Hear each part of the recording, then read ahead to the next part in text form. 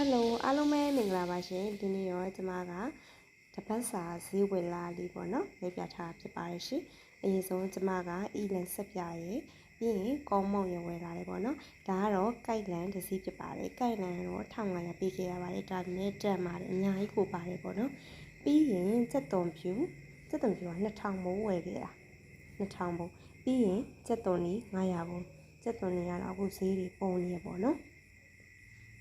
ပြီးရင်ဘာဝယ်ခဲ့ရလဲဆိုတော့ကျမက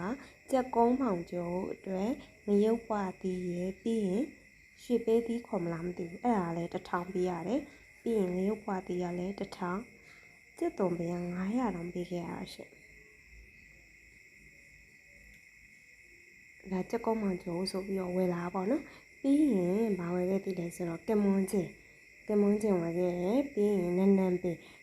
အခုအရင်စီကြည့်400တောင်ပေးခဲ့ရတယ်ပြီးရင်ခေါ်ရကားညွန့်တစ်စီးက1000ဖြစ်ပါတယ်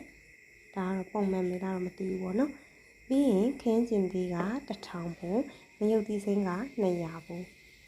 ပြီးရင်ဒါကဘာလဲဆိုတော့တက်မြာသီးကတော့400ဘူးပေးပြရတယ်ပြီးရင်စက်သားပမာချက်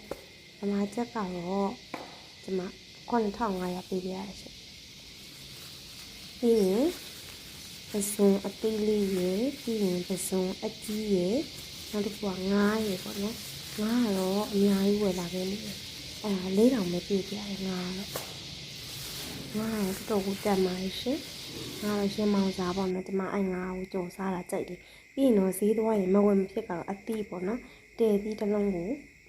3000ပေးရတယ်ထောပတ်သီးကတစ်လုံးကို1500ငါပြောသီးကတော့3500ပေးရတယ်အသီးကတော့မစားမနေနိုင်ပေါ့ရှင်